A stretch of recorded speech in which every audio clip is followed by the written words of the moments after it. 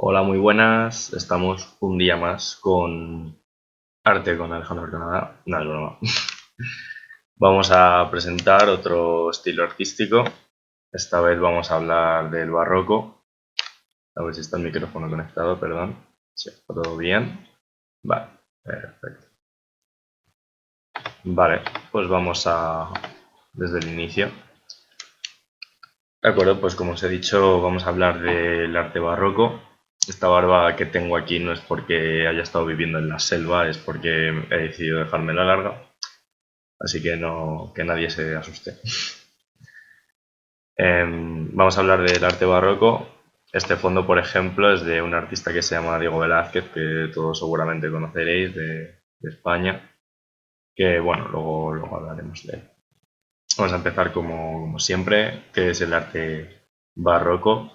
Disculpad si con mi imagen no se ve a veces algunas imágenes. Vamos a ponernos aquí. Bueno, pues el arte barroco es como casi todos los estilos, o por lo menos los que me ha tocado a mí, es una ruptura al arte anterior, en este caso también, y es una ruptura, en este caso, al clasicismo del arte renacentista. Y se caracteriza por exagerar la expresión artística hasta límites extremos. Las características, como vemos en la imagen, en la primera, se recargan las decoraciones, en este caso en la arquitectura, pero estamos hablando ahora de lo general, también pasará en otros aspectos. Se agitan las composiciones, como vemos también aquí en este cuadro. Ya sabéis que me gusta siempre poneros un ejemplo para que quede más visual, porque si os digo esto y no os pongo una imagen, a lo mejor muchos no lo entenderéis o no se os quedará grabado en la memoria. Así que así es más fácil para todos. Más características, se quiebran los ideales de proporción y equilibrio que teníamos antes en el anterior estilo y se generaliza el artificio y la desmesura. Aquí tenéis también otros dos ejemplos. Más características. Uy, aquí tapo igualmente. Bueno, pues ahí. Es un arte contradictorio, variado, idealista y grandilocuente, y también es llamado un arte de la apariencia, que en latín se dice esse est percipit, lo que parece es significado, y asume una expresión escénica y teatral. Eso lo vamos a ver luego más veces, pero mira, como veis en esta imagen, pues ya está representando una escena, está, digamos, simulando o teatralizando pues algo cotidiano o algo que está sucediendo. Pasamos al contexto histórico. La época en la que surge este estilo está influida sobre todo por dos fenómenos históricos. Uno es la ruptura de cristiandad entre católicos y protestantes. Va a haber ahí una disputa y van a utilizar el arte o va a haber un efecto directo hacia el arte que luego vamos a ver.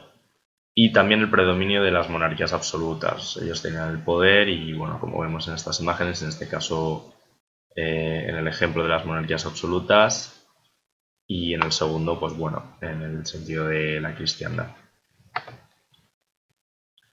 Seguimos hablando del contexto histórico. También es un arte no solo de la apariencia, ahora estamos hablando de un arte de la propaganda, es lo que hemos dicho antes, ¿no? Al final están peleándose esos nuevos ideales de los católicos y de los protestantes y utilizan el arte como arma arrojadiza, como arma de yo tengo razón y tú no. Y bueno, pues las monarquías absolutas, como no, pues lo van a utilizar como propaganda política. Esto también nos sonará de otras presentaciones que hemos visto. Y bueno, a raíz de esto el arte se generaliza por todo el continente de forma más amplia que en el Renacimiento. Aquí vemos un ejemplo de esa propaganda religiosa y este es el ejemplo de la propaganda política reflejada en el arte barroco. Vamos a hablar de Italia. En Italia se mantiene la inercia de ese liderazgo artístico, siguen teniendo renombre desde el Renacimiento y sigue siendo la primera referencia, la primera potencia en este arte barroco. Por lo tanto, sus artistas obviamente tienen un papel universal y una importancia bastante notable. Y por fin pasamos ya a explicar un poco algo más específico, que en este caso es la arquitectura. Como siempre vamos a hablar de la arquitectura, luego de la escultura y luego de la pintura. Pues ahora hablamos de la arquitectura. Bravo. Evoluciona desde las últimas propuestas manieristas fomentadas por la Contrarreforma lo que es el contexto histórico, y pretende crear edificios de carácter propagandístico, como hemos visto antes, y de concepción espacial unitaria. Ahora más adelante veremos ese ejemplo, unidad espacial unitaria. Valor propagandístico, como lo hemos dicho, se convierte los edificios en escenarios. Esto es una característica muy importante de la que luego vamos a hablar en la escultura también. Digamos que va a ser como la arquitectura el escenario para esas esculturas, para esa escenografía de la que hemos hablado antes. Bueno, esto es, digamos, una previa a que se exagere la decoración de las fachadas, de las capillas, de los interiores, de los retablos. Y bueno, como hemos dicho antes, el papel de la escultura y la pintura va a ser primordial, porque la arquitectura va a ser como su escenario, y todo va a formar parte de ese valor propagandístico del que hemos estado hablando. Y vemos que está todo muy recargado y que tiene mucha decoración. Seguimos hablando. Eh, bueno, esto estamos hablando vamos a hablar de las plantas centralizadas, ¿de acuerdo? Aquí tenemos un ejemplo, una de ellas. Ahí vemos la unidad de la que hemos hablado antes, y bueno, se caracterizaban también por el efecto lumínico que se buscaba construyendo esas cúpulas. Ves que aquí ya hay una diferencia con respecto al estilo anterior en ese sentido. Y bueno, las plantas centralizadas presentaban múltiples versiones. Había circulares, había elípticas, había octogonales, de cruz griega, pero siempre se evitaba la sensación de armonía que ocurría en la arquitectura clásica. De acuerdo, otra cosa interesante es de que el espectador empieza a convertirse en un protagonista más de la obra. Digamos que lo que busca la arquitectura es integrarlo en ese escenario que hemos hablado antes, y lo que busca es captar la atención de ese protagonista.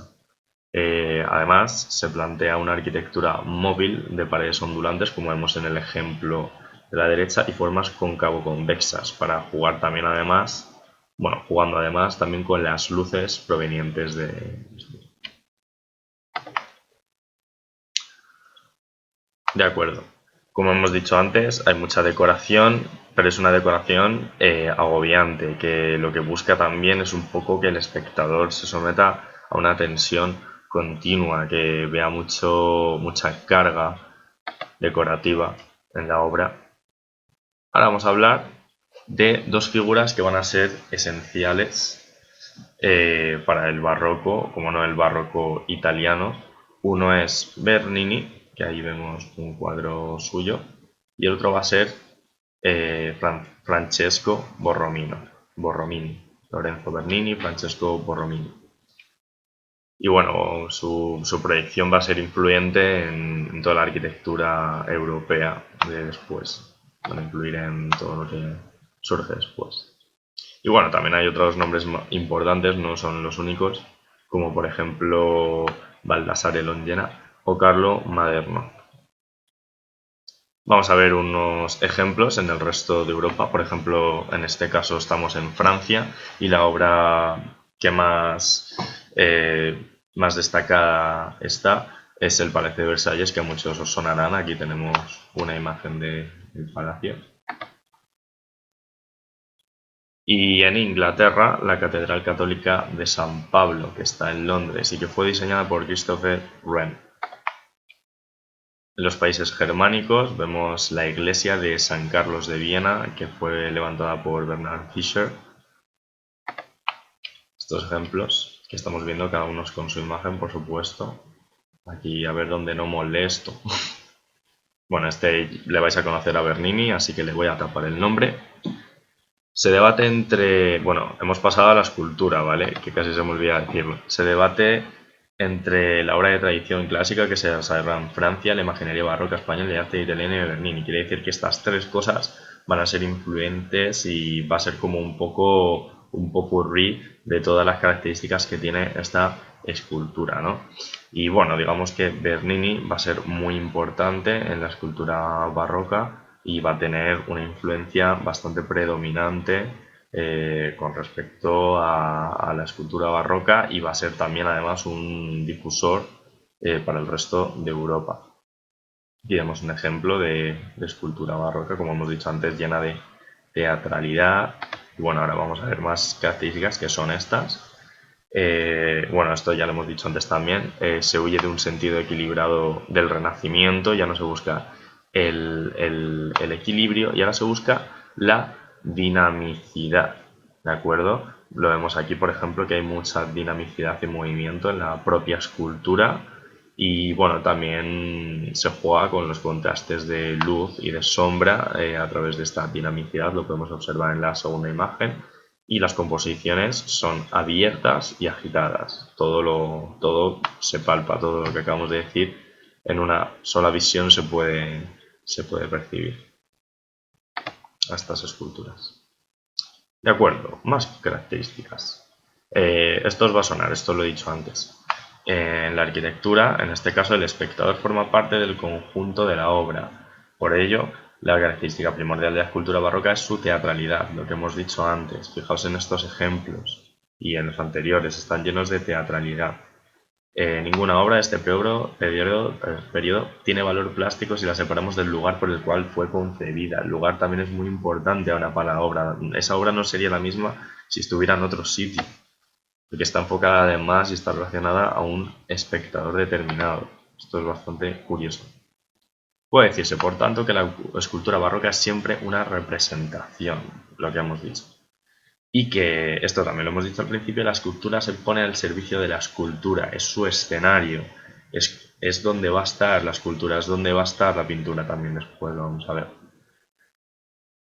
Bueno, esa teatralidad de la escultura que hemos visto justifica esa fuerza expresiva que vemos, por ejemplo, en este ejemplo de la derecha. ¿Veis sus expresiones? Tiene mucha fuerza. Y bueno, y se exagera también los gestos y se le da un sentido muy dramático a todas estas obras que podemos ver. En España, por ejemplo, se da bastante importancia a la imaginería tallada en madera.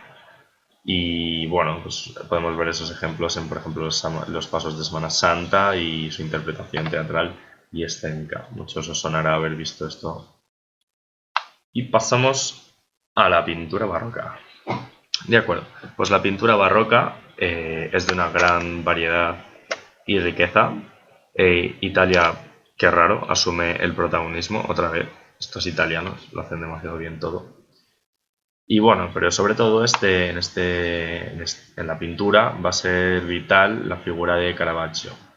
Este nombre, cuando te metes un poco en el tema, sale cada 2 por 3. Pero bueno, vamos a hablar también de otra gente que también hizo algo, no solo Caravaggio. Y bueno, son otras escuelas europeas, como por ejemplo también podemos ver el siglo de oro de la pintura española. Os he dejado aquí la flechita para que quede claro que esto es un ejemplo. O con la saga de grandes pintores flamencos holandeses, como por ejemplo esta obra. Y bueno, también hay obras destacadas en Francia, Inglaterra. Aquí he hecho un poco una recolecta de todos los nombres importantes en la pintura barroca, aunque por supuesto no están todos, y bueno, pues también tiene algo de subjetividad esto, pero bueno, más o menos para que si queréis ver algunos cuadros de algunos o queréis informaros un poco más de los importantes, pues ahí tenéis una lista separada por países en Italia, en Países Bajos, en España y en Francia, por ejemplo, Nicolas Poussin, Diego Velázquez. Vamos, lo he dejado con flecha, pero no haría ni falta decir que este cuadro es de Velázquez. También está Murillo, que os sonará, Zurbarán, que os sonará también, Rivera, Rembrandt, Rubens, Caravaggio, todos son nombres que suenan. Los hermanos Lenain, por ejemplo, yo no lo conocía, lo debo reconocer. Y bueno, la pintura se caracteriza por dos cosas, principalmente, pero tiene más características, pero principalmente por el tenebrismo, que vemos por ejemplo en esta imagen de la izquierda del ejemplo, en el que se trata ese tenebrismo con ese juego de luz y de sombra, ¿no? Y por otro lado el naturalismo pictórico, que en este caso pues representan escenas religiosas en un entorno coetáneo. ¿Qué quiere decir esto? ¿De acuerdo? Esto quiere decir que las escenas se representaban en situaciones típicas para el pintor que estaba pintando el cuadro, ¿de acuerdo? Pero en realidad esas escenas, en esas escenas no había gente de esa época, eran escenas religiosas. Por lo tanto, una escena religiosa que estuviera en esa época, en estos casos no era posible. Lo que el autor buscaba era buscar ese entorno de la época suya y ponerle ese contexto religioso. Por lo tanto, el contexto histórico no es real en este caso, pero bueno, le da ese naturalismo, esa religiosidad. Más características, la pincelada abierta o suelta y el predominio del color sobre el dibujo, como por ejemplo en una de las medidas. Podemos ver de ejemplo. Más características, composiciones abiertas y de líneas diagonales, esto es parecido a la escultura, vemos aquí los ejemplos. El tratamiento del color como principal característica, como hemos dicho antes, esa riqueza cromática, ese color de repente tan exagerado. Y bueno, ahora vamos a hablar de géneros de la pintura barroca, es decir, sobre qué temas se pintaba en este estilo artístico. Pues se pintaba, como no, temas religiosos, también se pintaban temas mitológicos, como en el ejemplo de la derecha. También se pintaban pinturas de género, como por ejemplo el florero, el bodegón, que vemos este ejemplo a la izquierda, el paisaje, el tema costumbrista o el retrato regio, que vemos aquí el ejemplo de la derecha. Tendencias variadas dentro del estilo barroco que conviven al unísono. Con esto quiere decir que había varias tendencias dentro de la pintura barroca, ¿de acuerdo? Pero que más o menos, digamos que todas se complementan en todo lo que caracteriza esta pintura barroca, ¿de acuerdo? Por ejemplo, podemos ver las figuras voluptuosas y de gran agitación y movimiento que vemos aquí en estos dos ejemplos. Habréis visto infinidad de cuadros con estas características. Y uno de los ejemplos de este tipo de cuadros es, por ejemplo, Rubens, que también os sonará. Más tendencias, la pintura naturalista, que sería, por ejemplo, aquí este ejemplo, el barroco clasicista y el tenebrismo extremo, del que hemos hablado antes. También otra tendencia era el realismo, por ejemplo, de Velázquez o de Rembrandt. Viendo esta pintura. Vamos a hablar un poco de la pintura, porque la pintura italiana, cuidado, la italiana, sobre el siglo XVIII va a empezar a tener unas nuevas características, ¿vale? Va a seguir una doble corriente y esta se va a alejar de ese tenebrismo del que hablábamos antes, ¿de acuerdo? Aquí vemos dos ejemplos de esta nueva pintura italiana. Por una parte, en una de esas dos corrientes está el estilo ampuloso, que mantiene un carácter vibrante y agitado, aunque más colorista y luminoso. Lo que hemos dicho, ¿no? Nos alejamos del tenebrismo, ahora es todo como más luminoso, más colorido, todo como más brillante. Ya no es tenebroso la pintura. Y bueno, y por otro lado, en la segunda corriente aparece un género nuevo que adquiere bastante éxito y que se llama Veduta, que es básicamente pues paisajes urbanos, como vemos en estos dos ejemplos. Y ahora vamos a hablar, hemos hablado hasta ahora del primer vídeo de YouTube en el que se habla del barroco durante 10 minutos, y ahora vamos a hablar del segundo vídeo que se llama Las reglas ocultas del arte. Lo primero que voy a decir es que en cuanto he visto a Punset ya me ha gustado, porque el programa Redes me parece increíble, me parece súper interesante. Y bueno, Punset pues me gusta. Me gusta en el sentido de que me parece que es un buen profesional, y en otro sentido porque es bastante gracioso, como el anuncio de Pan Bimbo. Y bueno, pues me ha parecido entretenido este programa, aunque me ha parecido que algunas cosas no estaban en un vocabulario como para todo el mundo, o que se decían a lo mejor de forma demasiado enrevesada y repetitiva. Pero bueno, está muy curioso, la verdad. Y bueno, voy a hablar un poco de lo que he visto. Se habla básicamente el documental es un debate con unos profesionales, ¿de acuerdo?, que explican que en el siglo XIV y XV se utilizaban unas técnicas bueno, que algunos desmienten o que con las que no están de acuerdo o que mucha gente desconoce, y es que estos pintores utilizaban unas técnicas, digamos, entre comillas, tecnologías, para pintar estos cuadros porque tenían una perfección que no era normal. Entonces algunos investigadores decidieron investigar esto para ver si de verdad utilizaban algún tipo de máquina o de juego de luces o de espejos para poder hacer esto, porque era como imposible hacerlo todo tan perfecto. Entonces, por ejemplo, podemos ver en este cuadro que se llama Marido y Mujer, que bueno, pues él lo llama la piedra de Rosetta. Descubren, o sea, empiezan a intuir que se utilizan este tipo de tecnologías porque la figura geométrica central es demasiado complicada y había sido pintada desenfocada. ¿Cómo es posible que tú pintes algo desenfocado si en esa época no existía ninguna cámara ni ningún tipo de esa tecnología, supuestamente, y tú no tienes por qué verlo desenfocado? Entonces, ¿qué es lo que les da la pista de esto? Pues que esta imagen, cuando se pintó, la había visto desenfocada, por lo tanto la imagen había sido proyectada de alguna forma. A lo mejor en el siglo XXI nos parece normal esto, pero en el siglo XIV o XV esto no era natural. No estaban acostumbrados a ver cosas desenfocadas. Entonces, los objetos de los que se hablan para hacer este tipo de, bueno, para tener este tipo de facilidades para los pintores, pues se utilizan, por ejemplo, aquí vemos, sobre todo en el contexto histórico se defendía, por ejemplo, en este ejemplo vemos a monjes utilizando espejos, utilizando lupas, espejos de cóncavos. Además, también se daban lecciones de matemáticas y óptica para aprender sobre perspectivas. También se tiene constancia de ello en esa época. Y bueno, un ejercicio de geometría en Italia que se hacía en el siglo XV, bueno, lo que hemos dicho, ¿vale?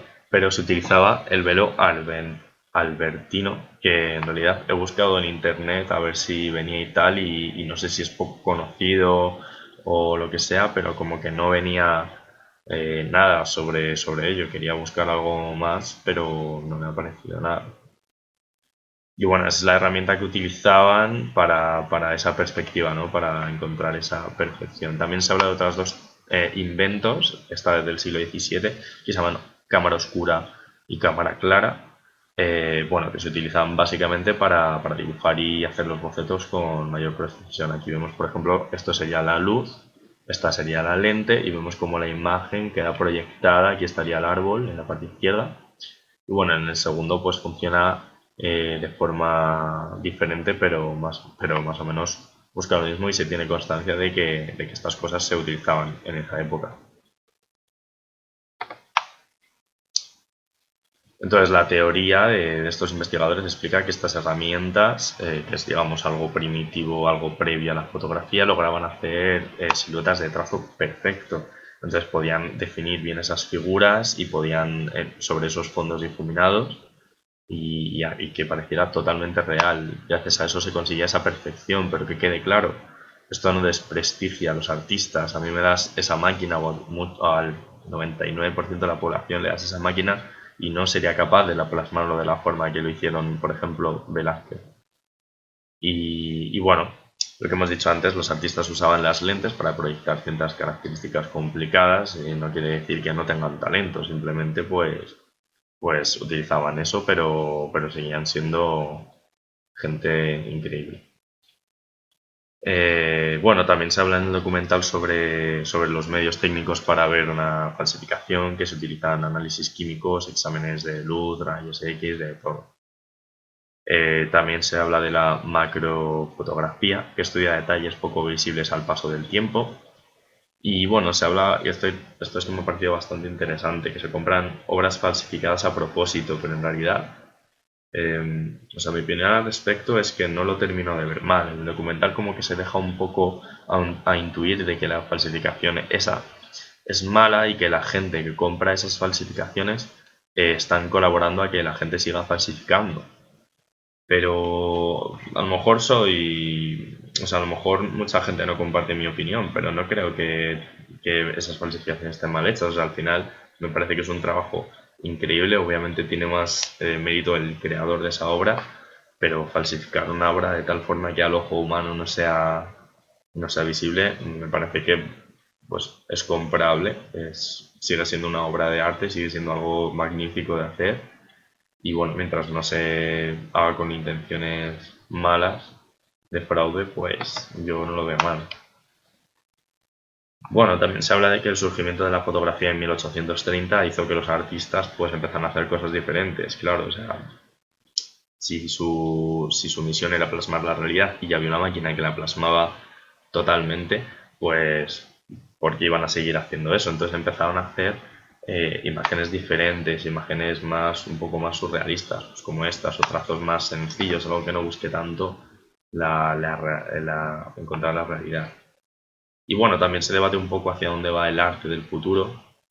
Se habla un poco de tecnología que no tiene, para mí no tiene que ver con el arte, o al menos no entendí el mensaje o la relación con el arte. Pero bueno, me han parecido muchas cosas interesantes y las quiero comentar. Incremento de la tecnología en el campo de la imagen, mayor capacidad visual de la humanidad, obviamente somos más exigentes, ya vemos todo al detalle, las pantallas, vivimos en una era de información visual completa. Entonces, nuestro ojo pues en ese sentido va siendo mejor y esto puede tener consecuencias en el arte del futuro, como por ejemplo la aparición de la fotografía en 1830. Móviles en la ropa para ir escaneando la comida que vamos comprando y todo eso, y para ver apuntando pues lo que hemos comprado, lo que no, bueno. Bueno, tecnologías para ver el impacto del gasto del agua, también se habla, que me parece bastante pronto 2025 para que empiece a haber ese tipo de problemas, pero bueno, ese es otro tema. La pérdida de memoria por la vejez, que puede ser reversible con el entrenamiento adecuado. Esto no sé si el programa es antiguo, pero vamos, yo lo daba por hecho totalmente.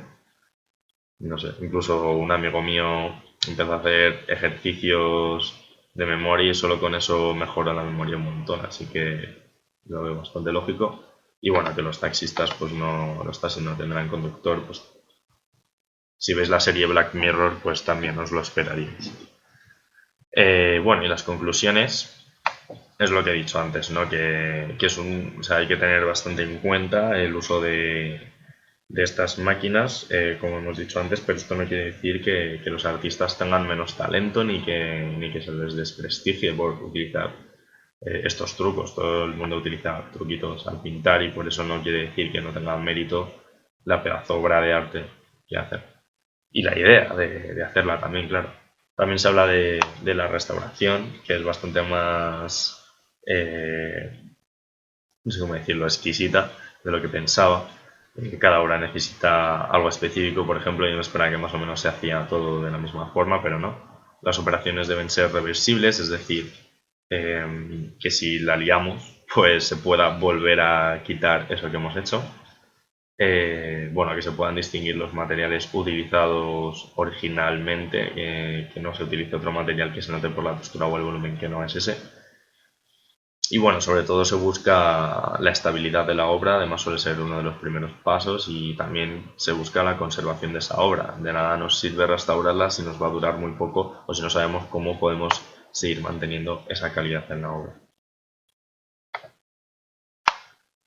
Bueno, también se habla de la endoscopia, que se utiliza para mirar dentro de las esculturas sin necesidad de abrirlas ni nada, y los infrarrojos para recuperar textos antiguos, incluso el rayo láser para limpiar piedras o mármol antiguos que se quieren rescatar.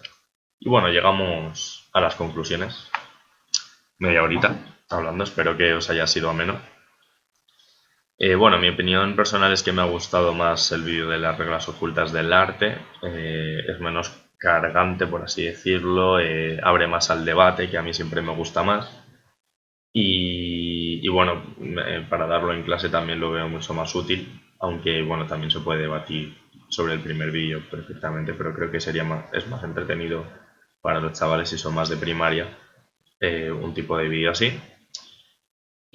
Pero bueno, para lo que es el conocimiento del arte barroco veo mucho más útil, por supuesto, el vídeo explicativo de 10 minutos.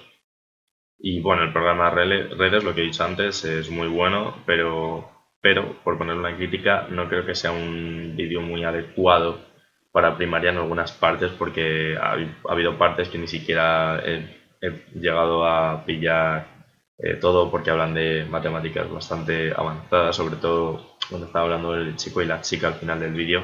El chico habla muy apresurado, se traba mucho, habla con frases muy complicadas, no pone ejemplos demasiado claros. Sin embargo, la chica me parece más clara. Pero bueno, al final te quedas un poco con la idea general, ¿no? Y la idea general es bastante buena. Y bueno, me ha gustado que en el vídeo se hablara en el de las reglas ocultas del arte, lo de que puedes utilizar un espejo, que salga un rayo de luz de fuera para poder proyectar una escena en la pared. Eso me ha gustado y seguramente haga el experimento. Y bueno, el vídeo de 10 minutos del barroco me ha parecido que está un poco raro estructurado, como que en otros vídeos se ha hablado más contexto histórico y luego arquitectura, características y luego artistas, luego escultura, características y artísticas, pintura, características y autores. Y esto ha sido más como que de repente empezaba a hablar de Italia o del contexto histórico en medio ahí de un momento en que no sé a qué cuánto venía, o sea, como que lo he visto un poco más raro estructurado que normalmente, pero bueno, al final como lo he terminado archiviando todo, pues queda bastante claro y con el PowerPoint pues no te lías, creo, o al menos eso era la intención que quería. Y creo que no hay nada más. Bueno, pues nada, os doy las gracias a todo el que vea este vídeo y bueno, pues como lo voy a subir a YouTube, si tenéis algo que decir o un comentario de qué podría hacer para mejorar, pues siempre es bienvenido y os dejo con la frase de el arte es arte gracias al hombre y la belleza del hombre es gracias al arte. Que esto me recuerda un poco a lo de la máquina que utilizaban en el segundo documental, ¿no? Que se necesita un poco las dos partes, no es cuestión de que con una cosa ya se pueda llegar a conseguir esa perfección. Así que nada, un saludo y espero que os haya gustado. Bye bye.